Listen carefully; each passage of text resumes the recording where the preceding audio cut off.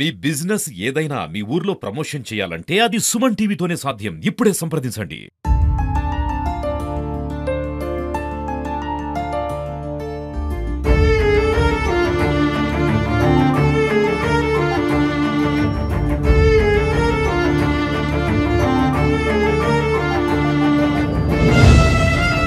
మా డాడీ తోటి పోతున్నా ఆటో నడుపుతందుకే. మా డాడీకి మందులు లేవు, ఏం లేవు. ఈ రోజుల్లో రాజకీయ నాయకులకు కుడిభుజం లాంటి వ్యక్తులుంటారు, వ్యాపారం చేసుకునే వారికి కుడిభుజం లాంటి వ్యక్తులుంటారు. ఈ కుడిభుజం లాంటి వ్యక్తులు ఎందుకు ఉంటారంటే ఒక సపోర్ట్ గా ఉంటారు ఒక వ్యక్తులకు. కానీ ఒక విచిత్రమైన సంఘటన అని చెప్పొచ్చు. ఒక ఆటో కార్మికునికి కుడిభుజం లాంటి ఒక పాప వెన్నంటూ ఉంటుంది. మరి ఆ కారణం ఏంటంటే నిజంగా ఈ ఏర్పుల ఎల్లయ్య అనే వ్యక్తి నిరుపేద కుటుంబానికి చెందినటువంటి ఏర్పుల ఎల్లయ్యకు ఇతను ఆటో కార్మికుడు. కానీ ఈ ఆటో కార్మికునికి పక్షవాతం రావడం వల్ల చెయ్యి కాలు పడిపోవడం వల్ల అతను లేవలేనటువంటి పరిస్థితుల్లో నిజంగా చాలా బీద కుటుంబంలో పుట్టినటువంటి ఈ ఏర్పుల ఎల్లయ్యకు జీవనం సాగించాలంటేనే చాలా ఇబ్బందిగా ఉన్నటువంటి సందర్భంలో తన కూతురు నిజంగా మరి పూట గడవని పరిస్థితి ఉంది, ఆకలి అవుతుంది, మరి అన్నం తినేటువంటి పరిస్థితిలో ఉన్నాము, ఇక్కడ వైద్య ఖర్చుల కోసం డబ్బులు లేవు, తిందామంటే తిండి లేదు. ఇలాంటి పరిస్థితుల్లో తన కూతురు ఆ ఆటో నడుపుతున్నటువంటి వాళ్ళ డాడీని చూసి చలించిపోయి డాడీ ఎలా మన జీవనం ఎలా సాగాలి అని ఒక ఆలోచన చేసినప్పుడు ఒక విధమైనటువంటి ఆలోచన చేసింది. ఏంటంటే అతను కొంచెం లేస్తున్నటువంటి సందర్భంలో డాడీ నీకు చేదోడు వాదుగా ఉంటా నేను అని చెప్పి చలించి ఆమె ఈ ఆటో ఇతనికి కుడి చెయ్యి కుడి కాలు రెండు కూడా పడిపోయినటువంటి పరిస్థితి. ఈ ఎడమ చెయ్యి ఎడమ కాలు ఇవి రెండు మాత్రమే పనిచేస్తుంటాయి. అప్పుడు ఏమైందంటే ఇతను గేర్ వేసి ఇక్కడ క్లచ్ బట్టి గేర్ వేసినటువంటి సందర్భము ఇతనైతే ఆ కూతురు తన సొంత కూతురు ఏమైతుందంటే రేస్ పెట్టి బ్రేక్ వేసినటువంటి సందర్భము. నిజంగా ఇటువంటి పరిస్థితిని చూస్తే చాలా బాధ కలుగుతుంది. ఈ స్థితిలో ఎక్కడ కూడా లేనటువంటి స్థితి అని చెప్పవచ్చు. యాదాద్రి భువనగిరి జిల్లాలో నిజంగా ఈ సంఘటన చాలా మందిని కలిచివేస్తుంది. అతనికి ఉండటానికి ఇల్లు కూడా లేనటువంటి పరిస్థితి. ఈ ఇల్లును చూసినట్లయితే సొంత ఇల్లు కాదది, ఇతను కిరాయి ఇంట్లో ఉంటున్నాడు.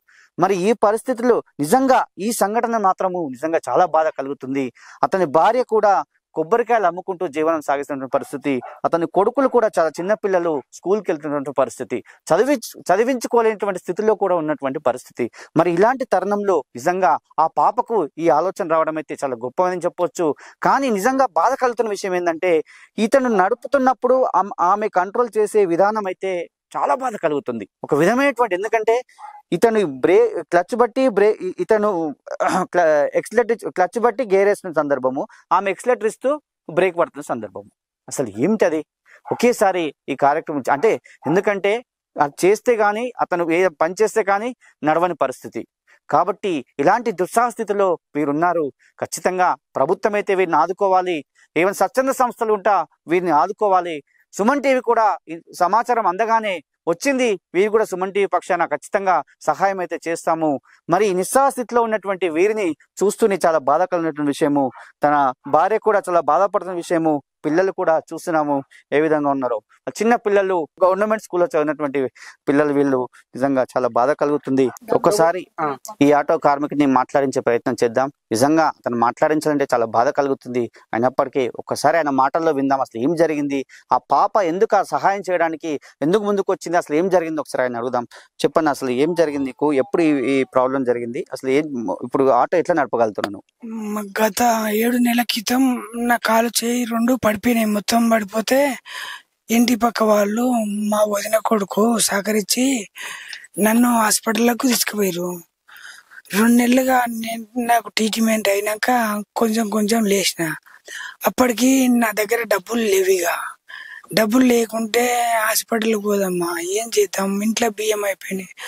పక్కింటి వాళ్ళు ఒక 2 సేర్లు ఒక సేరు బియ్యం ఇచ్చిర్రు. అయినా దాంతో నాకు బాధ ఎక్కువైంది. ఎందుకంటే నేను కష్టం చేసుకున్నా కానీ ఎవరి దగ్గర ఇంతవరకు ఆడుకోలే అని నాకు అది గిట్ల అయిపోయిందని నేను లేవాలన్న పట్టుదలతోటి ఈ గోడలు ఆ గోడలు ఊకే పట్టుకొని లేస్తున్నా. పొద్దుకు 3-4 సార్లు లేస్తున్నా.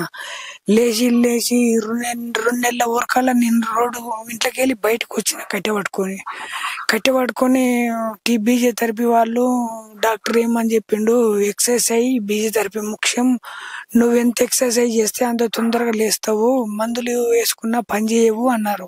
కట్టె పట్టుకొని తిరుగుతుంటే ఆ సమయంలో మా అమ్మాయి ఇంట్లో నిలబడి బయటకు వచ్చి చూస్తుంది. నేను దెబ్బ నడుస్తుంటూ ఇక్కడ రోడ్ పైన పడిపోయినా. కాలు వంకర పోయి పడిపోగానే ఆమెకు ఎక్కువ బాధ అనిపించిందట. మా డాడీ పరిస్థితి ఏందని అనిపించి, డాడీ ఏం నడుసకు నువ్వు, నేను పట్టుకుంటాని పట్టుకొని తిప్పి తీసి, ఎందుకని అంత కంగారు పడుతున్నావు అంటే, మనకు తింటేందుకు బియ్యం లేవు, పైసలు లేవు, నాకు మెడికల్ తెచ్చుకుంటాను లేవు, అందుకని బిడ్డ అంటే, ఏం లేదు డాడీ, నేనేమో స్కూల్ పోను, నీ ఎంబడి ఉంటా అని చెప్పి వచ్చి నన్ను ఆటోలో కూర్చోబెట్టి స్టార్ట్ చేయి అని చెప్పింది. స్టార్ట్ చేసి ఆ రోజు మొత్తం ఇక్కడ బసపురంలోనే తిప్పేసినాం. తెల్లారి డాడీ మనం భువనగిరికి వెళ్ళిపోదాం, ఇదే రకంగా మందులు ఎక్కించుకుందాం, కిరాయిలు కొడదాం, నేను మందిని పిలుస్తా, బతిలాడతా, మా డాడీకి పైసలు లేవంట, ఎక్కిన మంది పైసలు ఇస్తారు కదా, కిరాయిలు కొట్టుకుందాం అని చెప్పింది. 7 నెలలు జరుగుతుంది సార్ ఆ పక్షవాతం వచ్చి. 7 నెలల సంది పక్షవాతం వచ్చింది. ఒక 3 నెలలు ఇంటికాడ ఉన్నాం. ఇంటికాడ ఉంటే ఇక ఏమి మందులకు తినడానికి తిండి, అప్పుడే పిల్లలు స్కూలు తెరిచిరు, ఇక పిల్లలకు బుక్కులకు డబ్బులు లేవు, నాకు మందులకు లేవు, తినడానికి కూడా చాలా ఇబ్బంది ఉంది. ఇబ్బంది ఉంటే తినడానికి తిండి లేకుంటే ఇంటి పక్కలు కూడా 2-3 షేర్లు పెట్టిరు, వండుకోరని తిన్నాము. తిన్నాం కానీ నాకు మందులకు పైసలు డబ్బులు లేవు. ఎట్లా అని ఒకసారి భువనగిరి పోయిండు మా పాపని తీసుకొని. భువనగిరి పోతే అక్కడ స్వర్ణగిరిలో కాయలు అమ్ముతురు అని తెలిసిందంట. తెలిస్తే మరి ఇక ఇంటికాడ ఉండి ఏం చేస్తాం, డబ్బులు లేవు కదా, గట్లనే నన్ను దించేసి అడుగుస్తుందిరా అని తీసుకెళ్ళినా. తీసుకెళ్ళి అక్కడ ఒక 15 రోజులు టెంపుల్ దగ్గర పైన గుట్ట కాడ మీద అమ్మితే ఆ తర్వాతకి వాళ్ళందరూ ఎలగొట్టిరు. అట్లయినా సార్ని కూడా సేట్ని బతలాడినా, సార్ మాకు ఇట్లా ఈయన పరిస్థితి మంచిగా లేదు, మా చిన్న చిన్న పిల్లలు బతకలేము సార్. మీ ఆయన ఈ పక్షవాతం వచ్చినాక ఆటో మీ పాపతో సహాయంతో ఎప్పటి నుంచి నడుపుకుంటుంది? 3 నెలలు అవుతుంది సార్. మా పాప ఈయన నడపబట్టి ఒక 3 నెలలు అవుతుంది. ఈ పరిస్థితి ఎందుకు వచ్చిందంట? పక్షవాతం వచ్చింది కాలు. మా పాపనా సార్, ఈయనకు పక్షవాతం వచ్చింది, నడుస్తుండు, బయట నడుస్తుంటే కింద పడిపోయిండు. పడిపోతే మా డాడీ ఇట్లా పడిపోయినా అని బయట నుంచి వచ్చింది. బయట నుంచి వచ్చి, ఎందుకు డాడీ ఇట్లా పడిపోయినావు, డబ్బులు లేవు, మళ్ళా పడిపోతే ఎట్లా అంటే, డాడీ మరి నేను కూడా కొంచెం నీతోటి సహాయం ఉంటాను తీసా అని పాప వాళ్ళ డాడీ పక్క పంటుండి ఒక రోజు నడిపింది. ఊళ్ళో నడిపితే డాడీ మరి నాకు కూడా కొంచెం బ్రేక్లు వేస్తుంది కదా, నేను నువ్వు భువనగిరి పోయి నడుపుదామా అన్నది. అంటే మా పాపకు వచ్చింది సార్. మా పాప డాడీ నడుపుదామని మా పాప ఇలా డాడీ ఇద్దరు పోయిరు. పోయి గట్లనే ఎల్లమ్మ గుడి కాడ పెట్టుకొని స్వర్ణగిరికి నడుపుతారు సార్. నడిపినా గానీ ఎంత కిరాయి వస్తలేదు, మా అంటే 200-300 కంటే వస్తలేదు. మా పాప చెల్లించింది మందులు. డాడీ మనం ఇట్లా 200-300 నడిపినా గానీ నీ ఒక రోజుకు మందులు వచ్చినా చాలు డాడీ, నువ్వు మందులు వేసుకుంటే నువ్వు మంచిగా నన్ను అవుతావు, మనకు చాలా ఇబ్బంది ఉంది, పోదాం డాడీ అని నా బిడ్డ హెల్ప్ చేసి. నా కొడుకులు కూడా ఈమె ఒకవేళ లేకుంటే కూడా నా కొడుకులు కూడా పక్క పొంటి ఉండి నడుపుతారు, వాళ్ళు కూడా కొంచెం మా బుజ్జి. 7 నెలలు అవుతుందా? డాడీకి ఏం సాయం చేస్తున్నావు? నువ్వు కూడా ఉంటావు పక్కన? స్కూల్ లేనప్పుడు పోతావా? ఎట్లా మరి డాడీని చూసి ఏమనిపిస్తుంది? బాగా అనిపిస్తుందా? మరి ఎట్లా పెద్దగా ఎట్లా మంచిగా చూసుకుంటావు డాడీని? చూసుకుంటాం. ఇప్పుడు మీకు ఏం కావాలి? ఏమైతే చేయమంటావు? మందులు కావాలన్నా? ఓకే, మందులు ఇప్పిస్తున్నా. ఏం చదువుతున్నావు? 7th class. నువ్వు కూడా సహాయపడతావా? అవును. నువ్వు కూడా సహాయపడతావా? డాడీని మంచిగా చూసుకుంటారా మీరు? చూసుకుంటాం. ఊర్మిళ. మా డాడీ పక్షవాతం వచ్చింది. మా డాడీ లేచి కింద పడ్డాడు. కింద పడుతుంటే నేను ఏమొద్దు, నేను ఇంటికన్నా ఉంటానన్నా. మా డాడీ తోటి పోతాన్నా ఆటో నడుపుతందుకే. మా డాడీకి మందులు లేవు, ఏం లేవు. మందులు లేవని నువ్వు కూడా సాయం చేద్దాం అనుకున్నావు? హెల్ప్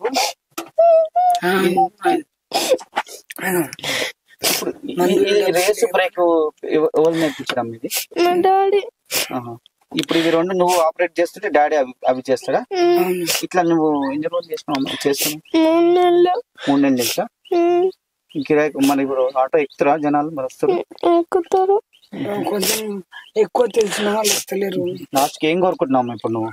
మా డాడీకి మందులు కావాలి. మందులు మందుల కోసం నువ్వు ఈ ఆటోలు అంతేగా? మందులు అవన్నీ ఇప్పిస్తే చదువుకుంటావు నువ్వు వెళ్ళి? మందులు సాయం అవన్నీ చేస్తాయి డాడీకి. మాకు ఇల్లు గిట్లా కావాలి. ఇల్లు కూడా లేదా? సొంత ఇల్లు కూడా లేదా? మీ తమ్ముళ్ళ నువ్వే చదివిస్తావని తెలిసిందే. అవునమ్మా, వాళ్ళ కోసమేనట్టుగా నువ్వు బుక్కులు ఆమె వచ్చింది.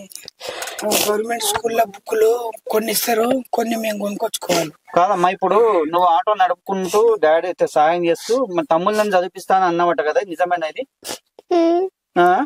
తమ్ముళ్ళని చదువుకొని అన్నమాట కదా, నేను చదువుకోకుండా సరే అన్నమాట, ఇది నిజమేనా? చెప్పమ్మా నీ మాటలు. తాగిర్రు వీళ్ళు, చిన్న చిన్న పిల్లలను తీసుకొని అక్కడ బతకలేరని ఇక్కడికి వచ్చిర్రు. వచ్చినాక ఈయనకు కాళ్ళు పడిపోయి మరీ ఘోరంగా తయారైండు. వీళ్ళకి ఏనాడు గాని సుఖం లేదు. ఆ చిన్న పిల్ల, స్కూల్ పోయే పిల్ల ఆటో నడిపి, ఒక దిక్కు తండ్రి ఒక దిక్కు బిడ్డ ఆటో నడిపి వాళ్ళని బతికించుకుంటూ ఆ పిల్లనే సాయం చేస్తుంది వాళ్ళకు. మేము కూడా కొంత కొంత సాయం చేస్తాం కానీ మరీ అంత చేయలేము. ఎవరైనా దయ ఉన్న వాళ్ళు మీరు తప్పకుండా ఈ పేదోళ్లకు సాయం చేయాలి. కిరాయి ఇల్లు ఉంది, ఆ కిరాయి కూడా కట్టలేని పరిస్థితి ఉంది వీళ్ళది. తప్పకుండా వీళ్ళకి ఇల్లు లేదు, ఇల్లు సాయం అన్నా వీళ్ళ సాయం అన్నా చేయాలి. మీరు మాకు దోచినట్టు మేము చేస్తున్నాం. కంట్రోల్ బియ్యము 5 రూపాయలు 10 రూపాయలు, కానీ అంత లేను కదా. మేము కూడా వీళ్ళ లెక్కనే ఉన్నాం, కానీ అట్లయినా మేము వీళ్ళని వాదుకుంటున్నాం. జర మీరు దయచేసి మీరు కూడా చూడండి. వాళ్ళకు ఏమీ లేదన్న, ఈ ఊరికి బతుకొచ్చిర్రు, ఇల్లు లేదు, ఏ లేదు. ఆ పిల్ల ఇప్పుడు 10th చదివేది ఉండే, వాళ్ళ బాధ చూడలేక ఆటో నడుపుతుంది. ఇక చిన్న పిల్లలు, వాళ్ళకు బియ్యం లేవు, ఇప్పుడు తినటానికి ఇల్లు లేదు. మీరే ఏదన్నా సహాయం చేయాలి. వేరే ఊరి నుంచి వచ్చిండు, ఈడ బతుడు, ఇల్లు లేదు, జాగా లేదు. 3 పిల్లలు ఖాళీ పడిపోయింది, బాధ ఉన్నది. భూమి లేదా ఆట కొట్టుకొని బుడ్డ పొల తిప్పుతుంది, మందులు లేవు, ఆయనకి ఇయ్యాలి, ఏదైనా సాయం చేయాలి. ఎలేజా గారు మంచి కష్టజీవి ఉండే. అతను కష్టపడి ట్రాక్టర్ పై డ్రైవర్ పని చేసి బతికేవాడు. అకస్మాత్తుగా అతనికి పక్షవాతం రావడం, 2 పిల్లలు ఉండడం, పాపం వాళ్ళు ఒక అమ్మాయి కూడా పెళ్లికి ఎదిగింది. ఆర్థిక ఇబ్బందులు ఉన్నాయి వాళ్ళకు, ఇల్లు కూడా సొంతం లేదు. కాబట్టి దయచేసి ఆయనకు సీఎం రిలీఫ్ నిండానే ఏమైనా డబ్బులు సహాయం చేస్తే ఆయన వంతు జీవితం ఆయన గడపగలుగుతాడని కోరుకుంటున్నాం. వీళ్ళు మాట్లాడుతున్నటువంటి మాటలు చూస్తే చాలా బాధ కలుగుతుంది. ఈ బాధ ఎవరికి రాకూడదు. ఎవరిని పలకరించినా, అతనికి 2 కుమారులు 1 కూతురు, చిన్న కుమారులు, వాళ్ళు బడికెళ్ళే పిల్లలు. వాడిని పలకరిస్తుంటే వాళ్ళు ఏమి కోరుకోవట్లేదు, మా డాడీకి మందులు ఇప్పేయండి అంటున్నారు. మందులు ఇప్పేయండి, మా డాడీ మందులు ఇప్పిస్తే మంచిగాడవుతాడు, మమ్మల్ని చదివిపిస్తాడు, మేము చదువుకుంటాము అని చెప్పి వాళ్ళు చెప్తున్నారు. ఆ పాప ఏం చెప్తుందంటే, నిజంగా కన్న కూతురు ఏం చెప్తుందంటే, నేను చదువుకోకుండా సరే, నేను మా డాడీకి చేదోడు వాదోడు ఉంటాను, ఈ ఆటో నేను నడిపిస్తాను, మా తమ్ముళ్ళని మాత్రం నేను చదివిపిస్తాను, మా తమ్ముళ్ళని మాత్రం ఖచ్చితంగా చదివిస్తాను, వారిని నేను ఎట్టి పరిస్థితిలో నీ ఆటో నడిపోయిన డబ్బులు సంపాదించి నేను చదివిపిస్తానని చెప్పి ఈ పాప కోరుకుంటుంది, ఆ కూతురు కోరుకుంటుంది. నిజంగా ఈ బాధ ఎవరికి రాకూడదు. ఖచ్చితంగా ప్రభుత్వం వీరికి సహాయం చేయాలి. ఉండటానికి ఇల్లు లేదు, కడుబీద రకంలో పుట్టినటువంటి ఈ ఏర్పుల చంద్రయ్య, అనిత, మరి ఉండటానికి ఇల్లు లేదు, తిందామంటే తిండి లేదు, వాళ్ళని చదివించుకుందామంటే చదువుకు డబ్బులు లేవు, బట్టలు కొనిద్దామంటే కూడా లేనటువంటి పరిస్థితి, పక్కింటి వారు కొంచెము బియ్యం ఇస్తున్నటువంటి పరిస్థితి. చాలా బాధ కలుగుతుంది. సుమన్ టీవీ తెలియగానే అసలు ఏందని చెప్పి వచ్చి చూసినట్లయితే చలించి వేసే దృశ్యాలు. ఆటోలో కూర్చొని అందరూ కూడా బాధపడుతున్నటువంటి విషయం, పక్కింటి వాళ్ళు కూడా అందరూ కూడా బాధపడుతున్నారు. ఖచ్చితంగా వీళ్ళకి ప్రభుత్వం తరఫున సాయం చేపియండి అని చెప్పి వేడుకుంటున్నారు. నిజంగా నాకు కూడా బాధ కలుగుతుంది. వారికి కూడా సుమన్ టీవీ పక్షాన ఖచ్చితంగా ఇప్పుడు సహాయం చేసే వెళ్తాము, ఖచ్చితంగా సహాయం చేస్తాము, వారికైతే అండదండలుగా ఎప్పటికి కూడా ఉంటామని చెప్పి సుమన్ టీవీ పక్షాన కోరుకుంటున్నాము. ఇది ఇక్కడ ఉన్నటువంటి పరిస్థితి. ఈ కుటుంబాన్ని చూస్తే చాలా బాధ కలిగింది. ఇక్కడికి వచ్చి చూస్తే, వీరిని చూసి, ఈ కుటుంబాన్ని చూస్తే ఎంతో బాధ కలిగి సుమన్ టీవీ పక్షాన మేము కూడా వీరికి ఆర్థిక సహాయం చేస్తున్నాము. ఇంకా ఎవరైనా దాతలుంటే ఖచ్చితంగా వీరికి సహాయం చేయండి. ఉండటానికి ఇల్లు లేదు, తినడానికి తిండి లేదు, కట్టుకుందామంటే బట్టలు లేవు, ఇలాంటి పరిస్థితులు. కాబట్టి దయచేసి ప్రభుత్వం తరఫున కాకుండా స్వచ్ఛంద సంస్థలు కూడా వీరిని ఆదుకోవాలి, ఈ కుటుంబాన్ని ఆదుకోవాలి, ఈ పిల్లల్ని చదివించాలి. కాబట్టి నిజంగా ఈ సుమన్ టీవీ చూసే ప్రేక్షకులందరూ కూడా స్వచ్ఛంద సంస్థలు కావచ్చు, ఎవరైనా వీరికి ఆదుకుంటే బాగుంటుందని చెప్పి కోరుకుంటున్నాము. వీరి నెంబర్ కూడా మేము డిస్ప్లేలో ప్లే చేస్తాము. ఖచ్చితంగా వీరికి సహాయం చేయండి, వీరిని ఆదుకోండి, ఈ కుటుంబాన్ని బతికించండి.